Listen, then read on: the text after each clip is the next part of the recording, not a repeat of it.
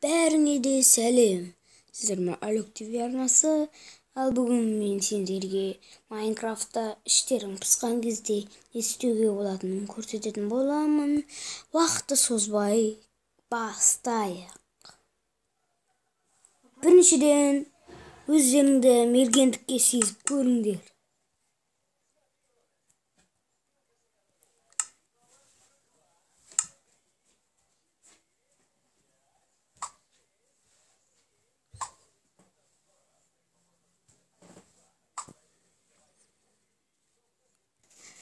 Ал екіншіден, картаны жару.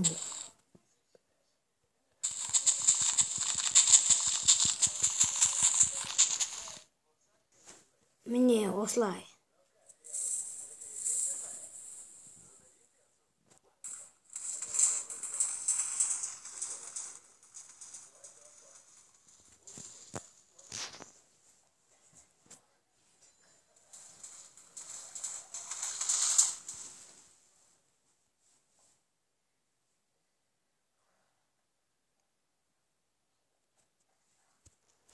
Үшіншіден, өзіңнің күшіңді сынап көру.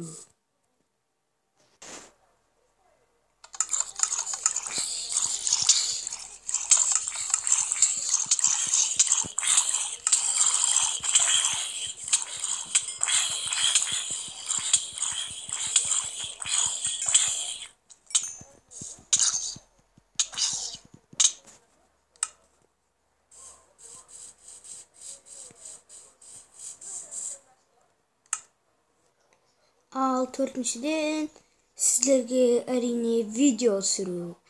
Ал сіздермен болған мен Алек ТВ арнасы. Мен бүгін сендерге Майнкрафтта ішің пысса не істеуге болатынын көрсеттім. Каналға жазылып, лайк басыңыздар, комментарий қалдыруды да ұмытпаңыздар. Бұл өте маңызды.